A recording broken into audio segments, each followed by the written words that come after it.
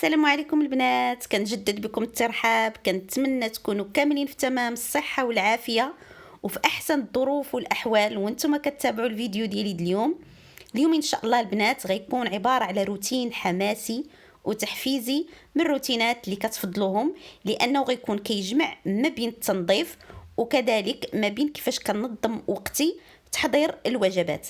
فغيكون يعني واحد الغدا اللي سريع كما قلت لكم، تنظيم الوقت. وخليكم البنات حتى الاخير ديال الفيديو، خصوصا الاخوات اللي طلبوني على وصفات اللي كنستعمل طبيعيه اللي كنستعمل لوليداتي في الحساسيه. تعرفوا وليداتي عندهم حساسيه ديال الصدر وضيق التنفس، فما هاد الوصفه ما كتصلحش غير لصحاب الحساسيه، حنا في حاجه ليها في هاد الايامات ديال النزلات ديال البرد والسعال.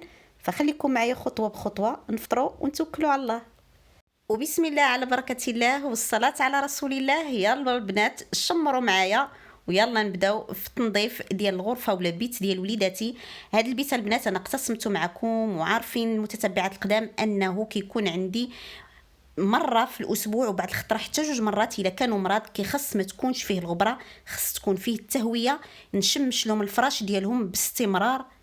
وهذه هي النصيحه الاولى اللي غنعطي للاخوات اللي يعني وليداتهم فيهم الحساسيه، كيخصهم واحد البيت اللي يكون مشمش، الفراش كيتشمش باستمرار، الغبره كتمسح، ما يكونش الزربيه، ما يكونوش لي نونوغس، ما تكونش شي خاميه اللي غتشد مثلا. فهذه بين قوسين هذه المضربه البنات اللي كنت صنعت العمر وكنت قسمتها معكم، فصدقات غزاله البنات، احسن من هادو اللي كنشريوهم جاهزين وخفيفه لان صنعتها غير باللاواط. فان شاء الله انا درتها غير تجربه، ما كنتش عارفه غتصدق، فان شاء الله مازال غادي نصاوب لساره ويحيى حتى هما لان فعلا عجباتني. الا بغيتو نخلي لكم الرابط ديال الفيديو، رانا كنت قسمت معكم من بعد ما خرجت الفراش والغطاء وكل شيء للبالكون باش يتشمشوا. فهنا غادي ننتقل مباشره باش غادي نغسل الشرجب، غادي نمسح البنات الحيوط، سيرتو ديك لي كوان وديك الشيء اللي كيكون فيهم كترصب فيهم الغبره. فهذا نورمالمون البنات راه بيت النعاس ديالي، ولكن مني عرفت ولادي مرض بالحساسيه فعطيتهم هذا البيت لانه يعني فيه تهويه كافيه، فيه البالكون وفيه الشرجب. هنا كنمسح الحيط وكنمسح البنات ديك الحاشيه التحتانيه هنا، الا لقيت شي طبعه كنمسحها، فباستمرار البنات كنمسح هذا الشيء باش لان الغبره كتزيد تكمل عليهم. واش غنقول لكم، لا اله الا الله، والله البنات واخا هذا الشيء كامل وهاد الوصفات الطبيعيه وهذا الشيء فديما مرض. فاش غنقول لكم، انا ما بغيتش نقسم معكم طاقه سلبيه، بالعكس انا جيت في هذا الفيديو باش نحمسكم ونقسم معكم طاقه ايجابيه، والحمد لله على كل حال. فاش غنقول لكم، فالمؤمن مصاب، المرض ابتلاء. شوفوا الغبره البنات راه اسبوعيا هادشي، الحمد لله. صافي غادي نسيق الارض. انا الطابي البنات حيدته من سخن الحال، و خصوصا البنات اللي عارفين بانني ما عنديش الزربيه ولكن عندي ديك الطابي كنديرو، رانا صبنته وجمعته. يزيد يبرد الحال شويه عاد نردو هكا، جاني البيت ساهل انني كنسيقو وغادي نكملو ونرجعوا للمطبخ. كنتمنى تكونوا استفدتوا معايا بهاد النصائح القليله اللي عطيتكم، ولكن ثقوا بيا راها نصائح جد مهمه. انا قبل ما نخرج مني فطرت فعجنت البنات وخليت الخبز مغطي، ملي دخلت للكوزينه لقيته خمر دخلته يطيب. هذه يعني ضمن التنظيم ولا الترتيب ديال الشغل. صافي دخلت الخبز كيطيب وخليت العدس منقي ومنقوع واحد شويه في الماء، مباشره جيت كنطيب. شلت البصله، ثومه، شويه د الملحه، واحد شويه ديال الزيت، شحرت البصله، شحرت موراها العدس حتى هو، زدت الربيع اللي عندي مقرد من طبيعه الحال، سكينجبير، البزار، خرقوم، تحميره، قزبور حبوب ومركز الطماطم. وغنسد على العدس يطيب. عاد غنضيف له البنات البطاطا الحلوه، البطاطا الحلوه الموسم ديالها هذا. كذلك تفكرت واحد شويه ديال السلك ولا السلق عندي في المجمد، جبدته وضفته. علاش كنقول لكم البنات التجهيزات المسبقه راها كتنفعنا، وإلا عرفنا كيفاش ننظموا. يعني عجنت ونقيت العدس، مشيت كنخمم البيت ما رديتش كل حاجه لبلاصتها، خليته كيتفوه ولا يعني التهويه تدور فيه الكولوندير تا غادي نكمل. عاد غادي نرد كل حاجه بلاصتها. بطبيعه الحال ما درتش البطاطا الحلوه في الاول بحال اللي شفتوا، حتى طاب العدس نص طيبه لان البطاطا كطيب بسرعه. وهنا غنحك واحد شويه ديال السكينجبير طري كما قلت لكم البنات. يعني التوابل راه كاينه التوابل ديال الفصل ديال هذا الفصل هذا. ما بغيتش نطول عليكم البنات في الطريقه ديال العجينه ديال الخبز والمراحل باش ما يجيش الفيديو طويل. وحنا غير مؤخرا شفنا العجين ديالي، كنظن ان العديد منكم اللي اعتمدوه هنا من السماء بشويه ديال النافع وحبه حلاوه. شوفوا الشكل ديالو.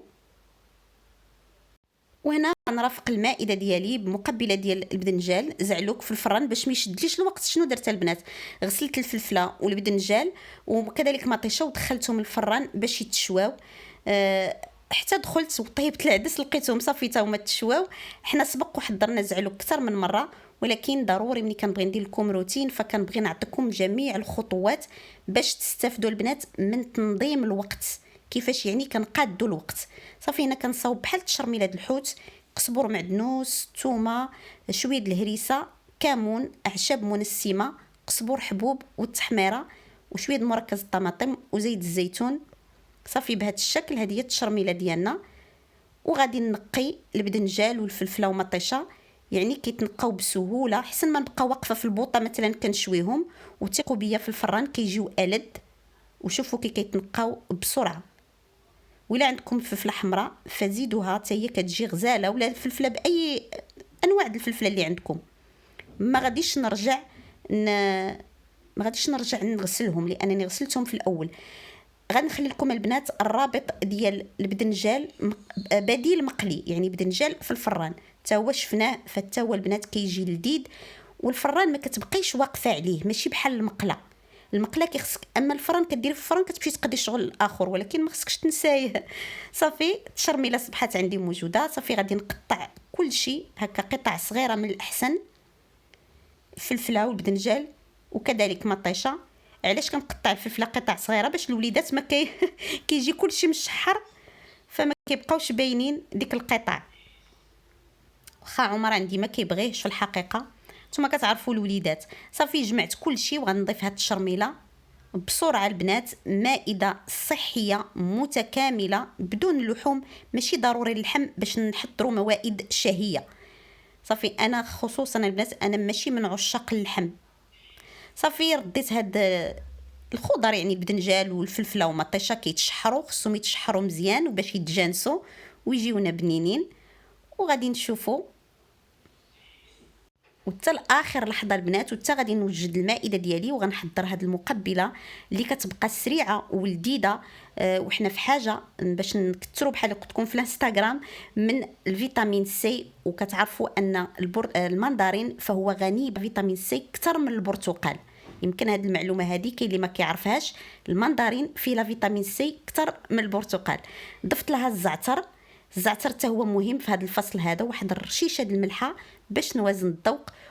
ولا فيتامين سي الا بغينا نستافدوا منه كيخصو يكون طري، يعني في ساعه نتناولوه، يعني غير نحضروه ونعصروه ونتناولوه.